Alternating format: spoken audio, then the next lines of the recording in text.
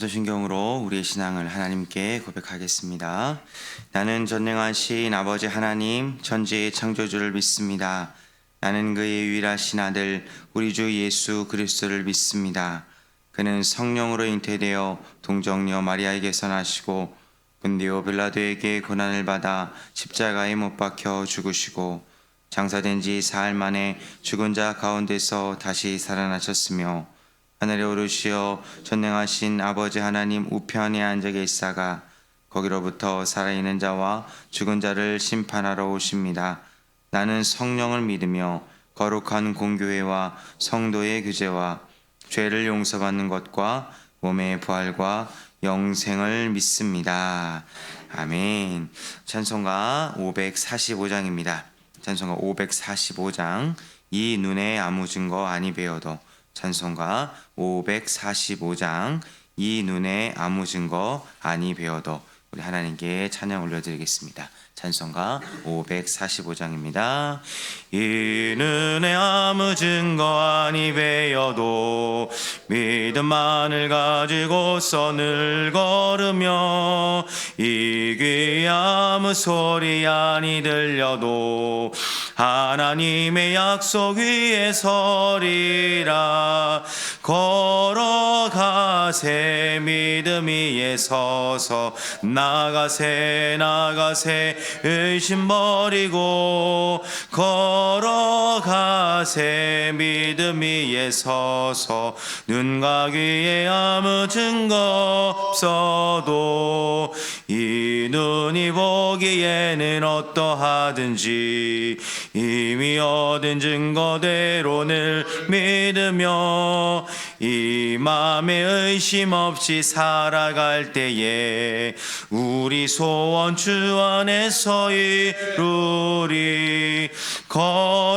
걸어가세 믿음 위에 서서 나가세 의심 버리고 걸어가세 믿음 위에 서서 눈과 귀에 아무 증거 없어도 주님의 거룩함을 두고 맹세한 주 하나님 아버지는 참 이쁘다. 그 귀한 모든 약속 믿는 자에게 능치 못할 무슨 일이 있을까. 걸어가세 믿음 위에 서서 나가세 의심 버리고 걸어가세 믿음 위에 서서 눈과 귀에 아무 증거 없어도. 아멘. 오늘 우리에게 주시는 하나님의 말씀은 열왕기하 7장 11절에서 20절까지 말씀입니다. 오늘 우리에게 주시는 하나님의 말씀은 열왕기하 7장 11절에서 20절까지 말씀입니다. 저와 여러분이 한 절씩 교독하고 마지막 20절은 함께 읽도록 하겠습니다. 그가 문지기들을 부르매 그들이 왕궁에 있는 자에게 말하니 왕이 밤에 일어나 그의 신복들에게 이르되 아람 사람이 우리에게 행한 것을 내가 너희에게 알게 하노니 그들이 우리가 줄인 것을 알고 있으므로 그 진영을 떠나서 들에 매복하고 스스로 이르기를 그들이 성읍에서 나오거든 우리가 사로잡고 성읍에 들어가겠다 한 것이니라 하니 그의 신하 중 한 사람이 대답하여 이르되 청하건대 아직 성중에 남아있는 말 5마리를 취하고 사람을 보내 정탐하게 하소서. 그것들이 성중에 남아있는 이스라엘 온 무리 곧 멸망한 이스라엘 온 무리와 같으니이다 하고 그들이 병거 둘과 그 말들을 취한지라 왕이 아람 군대 뒤로 보내며 가서 정탐하라 하였더니 그들이 그들의 뒤를 따라 요단에 이른즉 아람 사람이 급히 도망하느라고 버린 의복과 병기가 길에 가득하였더라. 사자가 돌아와서 왕에게 알리니 백성들이 나가서 아람 사람의 진영을 노력한지라 이에 고운 밀가루 한 스아에 한 세겔이 되고 보리 2수아가 한 세겔이 되니 여호와의 말씀과 같이 되었고 왕이 그의 손에 의지하였던 그의 장관을 세워 성문을 지키게 하였더니 백성이 성문에서 그를 밟음에 하나님의 사람이 말대로 죽었으니 곧 왕이 내려왔을 때에 그가 말한 대로라. 하나님의 사람이 왕에게 말한 바와 같으니 이르기를 내일 이맘때에 사마리아 성문에서 보리 두 수알을 한 세겔로 매매하고 고운 밀가루 한 스알을 한 세겔로 매매하리라 한즉 그때 이 장관이 하나님의 사람에게 대답하여 이르되 여호와께서 하늘에 창을 내신들 어찌 이 일이 있으랴 하며 대답하기를 내가 내 눈으로 보리라 그러나 그것을 먹지는 못하리라 하였더니 함께 읽겠습니다. 그의 장관에게 그대로 이루어졌으니 곧 백성이 성문에서 그를 밟음에 죽었더라. 아멘. 기도하겠습니다. 좋으신 아버지 하나님 은혜를 감사합니다. 지난 간밤에도 저희들을 주님 품 안에서 편히 쉬게 해주시고 또 이 새벽에도 저희들을 주 앞에 불러주심을 감사합니다. 물을 떠난 고기가 살 수 없음과 같이 저희가 주의 은혜가 없이는 한순간도 살 수 없음을 고백합니다.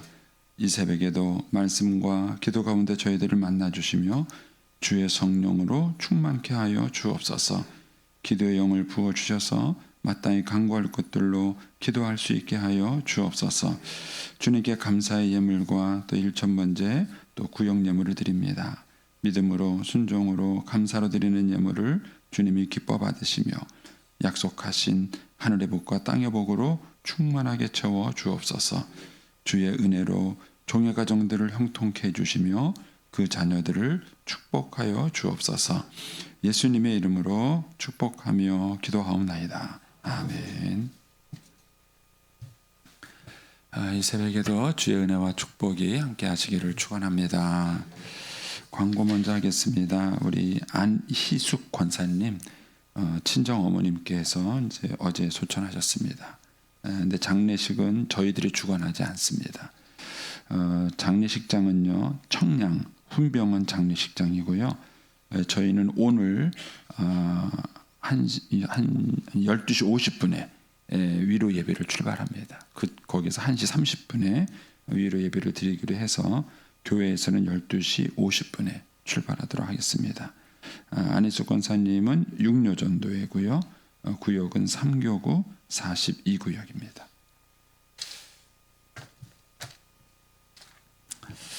네, 할렐루야. 이제 오늘 말씀에 보면 이제 4명의 그 나병 환자가 이제 자기들이 그 아람 군대에 가서 이제 실컷 먹고 또 숨기고 그리고 난 다음에 이제 성읍에 와서 이제 이 소식을 알려줍니다. 근데 이제 여기에 대해서 이제 그 왕의 반응이 나타나고 이제 백성들의 반응이 나타난 것이 이제 오늘 말씀이죠. 자, 12절 말씀 한번 보시면은 왕이 밤에 일어나 그렇죠. 그러니까 이 나병 환자들이 해질 무렵에 간 거예요. 간데 가서 보니까 아무도 없고 진이 텅 빈 거죠. 거기서 이제 자기들이 이제 실컷 먹고 숨기고 그리고 난 다음에 이제 그들이 마음에 가책을 느낀 거죠. 이제 이대로는 안 되겠다. 그래서 다시 이제 그 밤에 온 거예요. 그 밤에 와서 이제 성읍 문지기한테 얘기를 한 거죠. 왜냐하면 성에 못 들어가니까 성읍 문지기한테 이제 큰 소리로 얘기를 했겠죠. 그러니까 성읍 문지기가 이제 왕궁에 이 소식을 전달했을 거고 그 밤에 이제 왕이 이 소식을 들은 거예요. 근데 이 소식에 대한 왕의 반응이 이제 12절에 나옵니다. 밤에 일어나 그의 신복들에게 그의 신하들에게 이렇게 말합니다. 아람 사람이 우리에게 행한 것을 내가 너희에게 알게 하노니 그들이 우리가 줄인 것을 알고 있으므로 그 진영을 떠나서 들에서 매복하고 스스로 이르기를 그들이 성읍에서 나오거든 우리가 사로잡고 성읍에 들어가겠다 한 것이다. 그러니까 왕은 이것을 매복 작전이라고 이해를 한 거예요. 우리를 유인하기 위한 매복 작전이다. 실제 이제 그런 일들이 역사 속에 있었습니다. 이제 성을 정벽할 때 이제 공성전이라 그래가지고 그 성을 공격할 때 바깥에서 쌓고 올라가서 공격하는 방법이 있고 적군을 속이는 거죠. 적군을 속여서 이제 가상으로 이렇게 철수하는 것처럼 보여져서 적군이 이제 의심을 풀고 성문을 열면은 그때 이제 기습해서 들어가는 이런 작전인 것이죠. 그러니까 이제 왕은 그렇게 생각을 한 거예요. 이거는 저기 우리를 속이기 위한 매복 작전이다. 그 문둥이들이 뭘 알겠냐? 거기 속으면 안 된다. 이런 식으로 이제 얘기를 했겠죠. 그러니까 13절에 가니까 신하 중에 한 사람이 얘기를 합니다. 청하건대 아직 성중에 남아있는 말 5마리를 취하고 사람을 보내 정탐하게 하소서. 그것들이 성중에 남아있는 이스라엘 온 무리 곧 멸망한 이스라엘 온 무리와 같으니이다. 번역이 좀 매끄럽지 않은데 내용은 이제 이거예요. 임금님, 어차피 우리는 여기 있어도 죽습니다. 지금 포위가 당해서 우리가 먹을 것이 없기 때문에 어차피 죽습니다. 이래 죽으나 저래 죽으나 이판사판 아닙니까? 그러니까 확인이나 해봅시다. 이런 거예요. 확인이나 해봅시다. 그래서 이제 이 성중에 있는 말을 가지고 이제 실제 그런지 안 그런지 가서 이제 확인해 보면은 나갔다 온 놈이 뭔 수가 생기겠죠. 예, 그래갖고 이제 정찰병을 이제 보낸 것입니다. 그래서 이제 14절에 보면 그들이 병거들과 그 말들을 취해서 이제 정탐병을 보냅니다. 15절에 보면은 그 정탐이 갔다 와서 얘기를 하는 것이죠. 그들이 뒤를 따라 요단에 이른즉, 그러니까 이제 그 사마리아 성에서 요단까지 간 거예요. 아람 백성은 이제 요단 건너편에 있으니까 요단까지 갔는데 가보니까는 요단 그 아람 군대들이 얼마나 혼비백산해서 도망을 갔으면 도망가기 바쁜 거죠. 그러니까는 버리고 간 의복, 병기 이런 것들이 길에 가득한 겁니다. 그러니까는 도망갈 때는 맨몸이 빨라요. 군인들이 이렇게 군장을 매면은 그게 이제 군의 군장만 해도 한 20kg가 됩니다. 거기에다가 총이 있죠. 자기가 갖고 있는 실탄이 있죠. 뭐 이런 것들이 엄청난 무게예요. 그러니까 그걸 다 들고 뛰려면 힘들잖아요. 그러니까 뭐 벗어놓고 뛴 거예요. 무기도 벗어놓고 얼마나 이제 이들이 급했으면 걸으면 날 살려라. 그러고는 이제 도망간 것이죠. 이거를 이제 이 사람이 와서 확인을 한 것입니다. 확인을 해서 이제 왕에게 와서 이제 보고를 한 것입니다. 이 나병 환자 얘기가 맞습니다. 아람 군대가 철수한 게 맞습니다. 그러니까 이 소문이 30간에 약 쫙 퍼진 거죠. 예, 소문이 퍼진 겁니다. 지금 이제 성은 뭐죠? 얼마나 굶주렸으면은 자기 자식을 삶아 먹는 상황인 거예요. 그 정도로 굶은 상황에서 이제 이 소문이 쫙 나니까는요 통제가 안 되는 거예요. 백성들이 갑자기 그냥 성 밖으로 확 밀쳐 나간 것이죠. 그러니까 이제 왕은 이제 이걸 통제하기 위해서 그 장관한테 얘기합니다.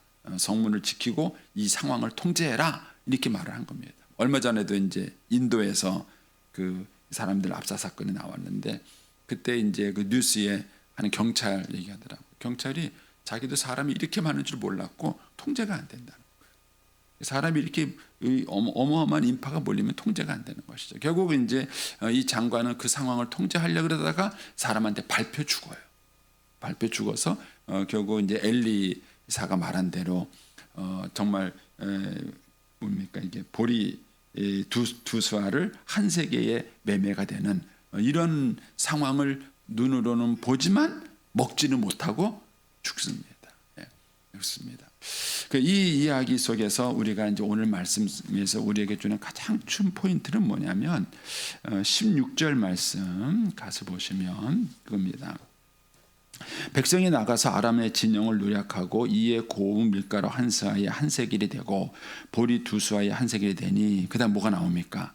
여호와의 말씀과 같이 되었고 이거예요. 여호와의 말씀과 같이 되었고 17절입니다. 17절에 중간에 보면은 하나님의 사람의 말대로 죽었으니 똑같은 얘기죠. 여호와의 말씀과 같이 되었다는 거예요. 하나님의 말씀대로 죽었으니 누가요? 그 장관이. 예. 자 이걸 이해하려면은 7장 1절로 가보세요. 7장 1절. 다시 이제 앞에부터 쭉 연결되는 사건이니까 7장 1절에 이 굶주리고 있는 상황에서 엘리사가 이렇게 말하죠. 엘리사가 이르되 여호와의 말씀을 들을지어다. 하나님 말씀을 들으라 이렇게 말해요. 그러면서 여호와께서 이르시되 내일 이맘때에 사마리아 성문에 고운 밀가루 한 스아를 한 세겔로 매매하고 보리 두 수아를 한 세겔로 매매하리라. 내일 이렇게 될 것이다 이렇게 말한 거예요. 근데 이 얘기를 듣고 2절에 보면은 그때의 왕이 그의 손에 의지하는 자 곧 한 장관이 하나님의 사람에게 대답하여 이르되 여호와께서 하늘의 창을 내신들 어찌 이런 일이 있으리요 이렇게 말을 하는 겁니다. 여기서 이것에 대한 반응을 보여준 것이 오늘 말씀이에요. 다시 18절로 와보세요. 오늘 본문 18절에 보면은 하나님의 사람이 왕에게 말한 바와 같으니 그 다음에 20절에 가서 그 장관에게 그대로 이루어졌으니 그대로 이루어졌으니 이거예요. 그래서 오늘 사건의 포인트는 뭐냐면은 하나님의 말씀과 같이 되었다 이 얘기예요. 여기서 이제 우리가 이제 깨닫게 되는 것이 그겁니다. 인생에는 두 종류의 사람이 있습니다. 하나는 하나님의 말씀을 믿는 사람, 하나는 하나님의 말씀을 믿지 않는 사람. 두 종류. 그래서 저와 여러분의 인생이 하나님의 말씀을 믿느냐 믿지 않느냐 하는 거예요. 여러분들은 어느 정도 하나님의 권위를 인정하십니까? 하나님의 말씀의 권위를. 예수 믿는 사람들이 하나님의 말씀을 안 믿는다고 말하지는 않을 겁니다. 그런데 그 하나님의 말씀의 권위를 어느 정도 믿고 신뢰하느냐 하는 것입니다. 저는 이제 개인적으로 제가 이제 하나님께 참 감사한 게 이제 일단은 제가 예수 믿을 때가 우리 한국 교회가 막 은혜가 부흥될 때예요. 은혜가 막 부흥되고 한참 그럴 때 제가 예수 믿었어요. 요즘 같은 시대에 안 태어난 게 감사해요. 요즘은 사람들이 하나님 말씀을 인정하지 않는 시대예요. 말씀을 듣지 않는 시대입니다. 그런데 어쨌든 저는 그런 시대에 예수를 믿었고 그 시대의 예수를 믿으면서 하나님 말씀이 얼마나 중요한가를 이 청소년기 때 경험을 많이 했어요. 그런데다가 저는 이제 아버지 없이 컸잖아요. 이제 그것이 오히려 저한테 장점이 된 것이 물어볼 사람이 없고 의지할 사람이 없으니까 저는 하나님만 붙잡고 어떻게 보면 이 나병 환자들하고 똑같은 거예요. 뭐 그냥 절망적인 상황에서 뭐 이래 주거나 저래 주거나 그때 제가 뭐 믿음이 좋고 그다음에 뭐 사람이 특별나서 그랬다기보다는 저는 갈 데가 없었어요. 누구를 의지할 때도 없었고 바라볼 때도 없었고 그러니까는 하나님을 붙잡은 거예요. 하나님을 붙잡고 하나님만 의지한 것입니다. 근데다가 또 성격도 내성적이에요. 저는 느린 사람 쪽에 속합니다. 근데 그런 것이 저로 하여금 오히려 하나님 말씀에 집중하게 만들었어요. 그래서 결국은 청소년기 때 제가 하나님 말씀을 믿고 순종하는 이제 그런 은혜를 받았는데 이것이 이제 대학교 가서 신학대학을 가서 크게 도전을 받아요. 제가 이제 감신대를 갔을 때에 그 학교가 그 당시에 자유주의 신학이라는 것이 있습니다. 소위 말하는 고등비평이라는 학문이 있어요. 그래서 이 하나님의 이 말씀, 성경 말씀을 원문적으로 막 풀어요. 풀고 그 다음에 이제 이 아주 복잡한 얘기 빼겠습니다. 하여튼 그래서 이 하나님 말씀을 그 당시 학문을 가지고 막 조각조각 이렇게 내서 결국 이제 성경이 틀렸다는 것을 얘기하는 그런 학문이 있어요. 그래서 이제 그런 데다가 그 다음에 이 하나님의 말씀을 뭐랄까요? 하나님 말씀으로 풀지 않는 그러니까 뭐라는 세상적인 철학을 가지고 하나님 말씀을 해석하는 그런 이 풍토가 많아요. 그래서 뭐 이제 해방 신학이니 노동자의 신학이니 뭐 이런 어떤 종류의 그런 다양한 신학적 사상들이 있었습니다. 그걸 제가 청소년기 때를 청소년기가 아니라 그 대학에 가서 공부하면서 엄청 충격을 받았어요. 그 사람들은 철저하게 하나님 말씀을 부정하는 사람들이죠. 근데 그런 과정을 겪으면서 제가 하나님께 감사한 것은 마지막으로 제 스스로가 내린 결론이 있었어요. 나는 하나님 말씀을 그래도 믿겠다. 이게 제가 그때 내린 결론이에요. 그래서 저는 그때 이후로 하나님의 말씀의 권위를 그냥 인정을 했어요. 제가 신앙을 고백했습니다. 나중에 알고 보니까 빌리 그레이엄 목사님도 저랑 똑같은 갈등을 하셨더라고요. 그분도 목회하는 과정에서 그런 세상의 그 자유주의 학문 때문에 많은 갈등을 했고 어느 날 그분이 기도하다가 하나님 앞에서 그런 무릎을 꿇고 결단을 내렸다 그래요. 하나님, 나는 이 성경이 하나님의 말씀인 것을 믿습니다. 그리고 이 말씀대로 살겠습니다. 그래서 이제 빌리 그레이엄 목사님은 항상 설교할 때 Bible said, Bible said 이 얘기를 항상 해요. 성경이 말하기를, 성경이 말하기를, 성경이 말하기를. 그래서 이 빌리 그레이엄 목사님은 성경의 권위를 가지고 평생을 사셨어요. 근데 저는 이제 20대 때 그런 결정을 내릴 수 있는 순간이 왔어요. 그리고 이제 세상에 있는 모든 것들을 그냥 뭐 제가 똑똑해서가 아니라 그냥 제 스스로가 내려놓고 나는 하나님 말씀을 믿겠다고 그때 결정을 내린 것입니다. 그리고 난 다음에 이제 말씀대로 사는 삶을 쭉 살아왔었는데 목회 현장에 와서는 다른 어려움을 당했어요. 목회 현장에 와서는요, 이 현실적으로 너무 벽이 높은, 말씀대로 살기에는 너무 현실의 벽이 높은 것들을 제가 목회 현장에서 철저하게 또 경험하기 시작했어요. 근데 이런 상황 속에서 내가 말씀대로 살 것인가, 아니면 이 현실에 뭔가 반응을 할 것인가, 이것이 저의 고민이었었어요. 그런데 그런 상황에서 참 감사한 것이 이제 아내가 저와 함께하고 있었고, 아내도 그렇고 저도 그렇고 하나님 말씀을 의지하고 살기로 결정을 했어요. 그래서 모든 상황에 철저하게 말씀으로 해석을 했어요. 이제 오늘 본문에 보면 이런 거죠. 지금 이 성은 아람 군대에게 포위가 됐어요. 꼼짝을 못하고 성은 굶주리는 거예요. 근데 이런 상황에서 엘리사가 얘기해요. 내일이면 해결된다. 이 말을 받아들일 것입니까? 안 받아들일 것입니까? 그러는데 이 장관도 그렇고 왕도 그렇고 사실은 믿지 않았습니다. 왕도 믿지 않았다는 게 뭐냐면은, 만일 이 말을 믿었다면은 나병 환자가 소식을 전해줬을 때, 오, 그래, 엘리사가 말했잖아, 오늘 이렇게 해석을 했었어야 돼. 그런데 이 왕은 이성적이고 합리적으로 해석을 합니다. 봐라, 적이 우리를 속이기 위한 매복 작전이다. 가장 합리적인 해석이에요. 이 상황에 대해서 가장 합리적이고 이성적인 해석이에요. 그러니까는 말씀의 눈으로 상황을 해석하지 않고 그냥 자기가 배운 군사학, 자기가 배운 어떤 이제 그 전략적인 이런 상황, 그 군사적 지식을 가지고 이 상황을 해석을 한 거예요. 그러니까는 이것은 적이 우리를 속이기 위한 매복 작전이다. 이렇게 하나님의 말씀이 이 상황에 조금도 작용하지 않고 이 상황을 해석하도록 돕지 않습니다. 장관은 아예 이 말씀을 무시했던 사람인 것입니다. 그런데 결론은 뭐냐? 하나님 말씀대로 이루어졌다는 게 오늘 사건의 결론이에요. 하나님 말씀대로 성취가 됐고, 말씀대로 그렇게 먹을 것이 생겼고, 말씀대로 장관은 죽었다 하는 것이 오늘 이 이제 말씀의 결론인 것입니다. 그래서 저와 여러분이 인생을 살아가면서 수많은 일들을 겪어요. 그리고 수많은 상황적인 생각을 생각합니다. 그때 여러분들이 그 상황을 어떻게 해석하고 어떻게 받아들이고 어떻게 대응할까 하는 거예요. 근데 여기에 하나님의 말씀이 어느 정도 작용하느냐는 거예요. 여기에 하나님의 말씀을 제 아내는 평생 저에게 잘 순종을 해줬습니다. 뭐 자기 의견을 얘기하지 않은 건 아니에요. 그러나 한 번도 아내가 저의 권위를 도전해 본 적이 없습니다. 저는 지금도 저희 자녀들이 아빠인 저의 권위를 철저히 우리 아이들이 인정을 해줍니다. 근데 저는 그게 제가 뭐 훌륭하고 멋있어 능력이 있어서가 아니라 제 아내의 태도를 우리 아이들이 봤기 때문에 그래요. 그리고 그 아이들이 그 믿음을 자연스럽게 개성하는 걸 봐요.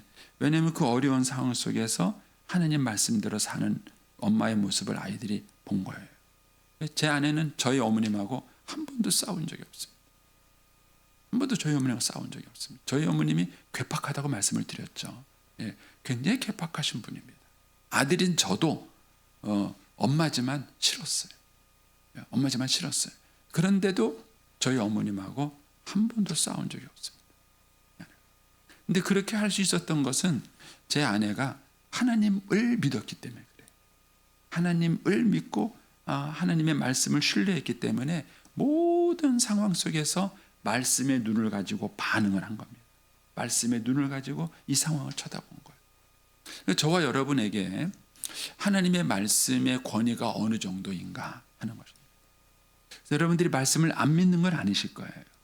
근데 말씀을 믿는데 그 말씀을 여러분들이 어느 정도 그 말씀의 권위를 인정하고 말씀에 순종하고 있어요. 제가 여러분들이 이것을 설명하기가 쉽지 않기 때문에 제가 자주 여러분에게 설명하는 게 부부관계의 얘기를 하는 거예요. 남편들은 아내를 사랑하는가? 그리고 아내는 남편에게 순종하는가? 제가 이거를 자주 여러분에게 말을 하는 거예요. 여러분들이 제일 내가 말씀의 권위 앞에 순종하고 있는지 그렇지 않은지를 결정할 수 있는 가장 좋은 바로미터 중에 하나인 거예요. 그래서 여러분들이 정말 하나님의 권위를 인정한다면 아내에 대한 어떤 핑계도 대면 안 돼요.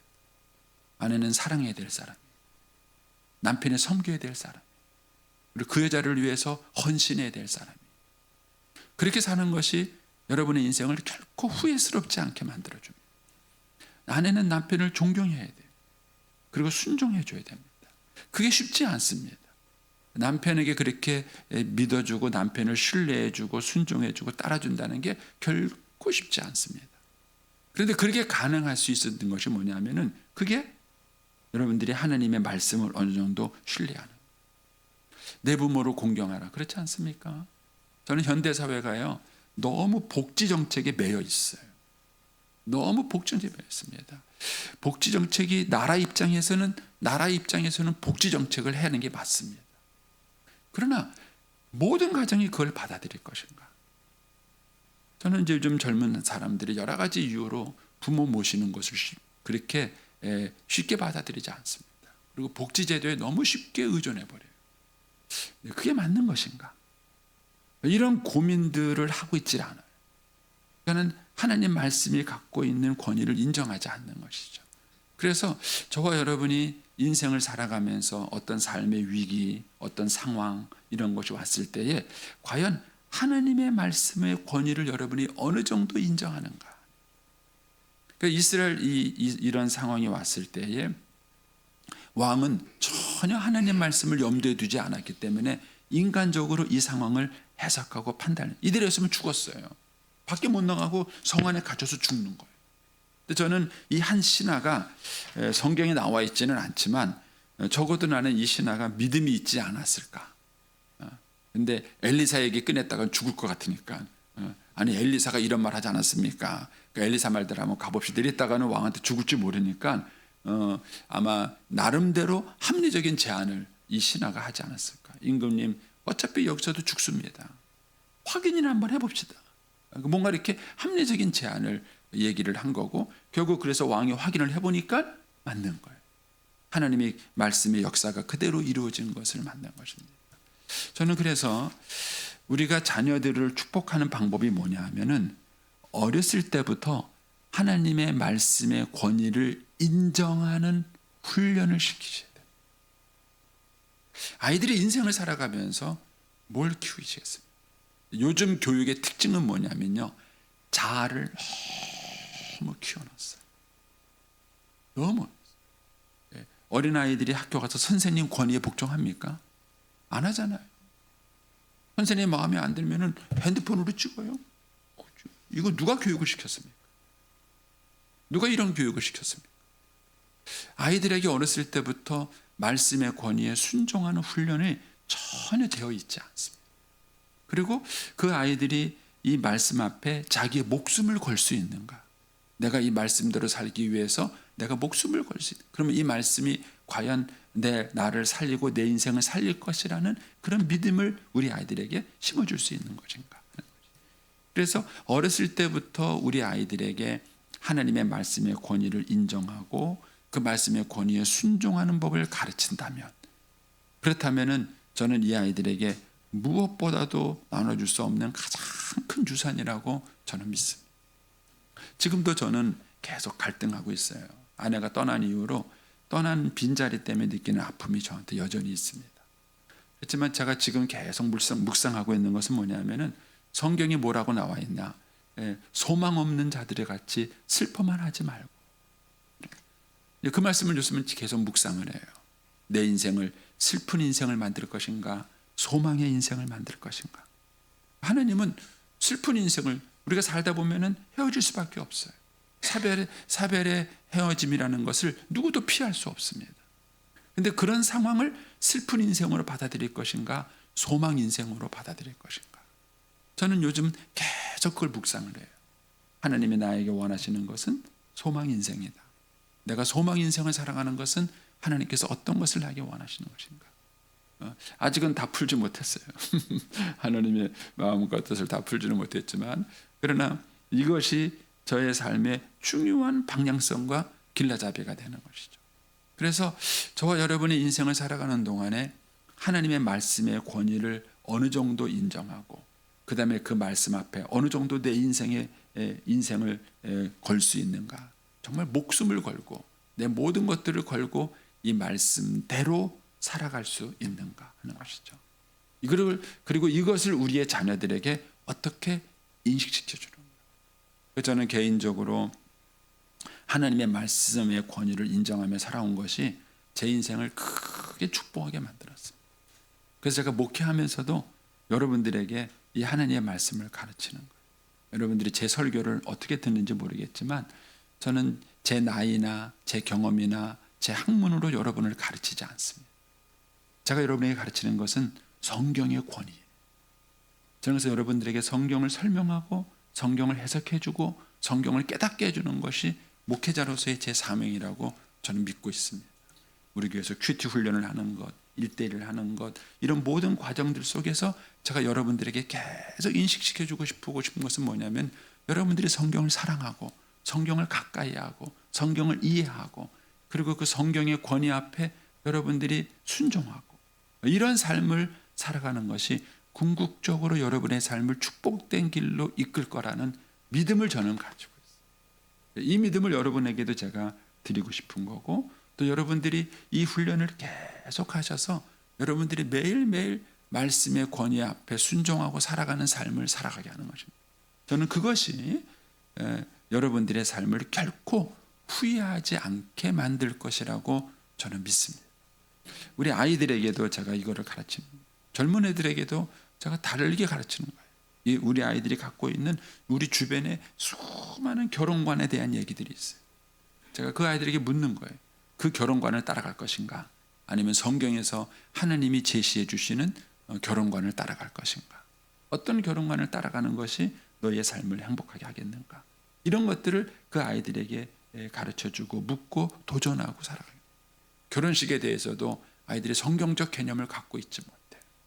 그래서 제가 물어봐요.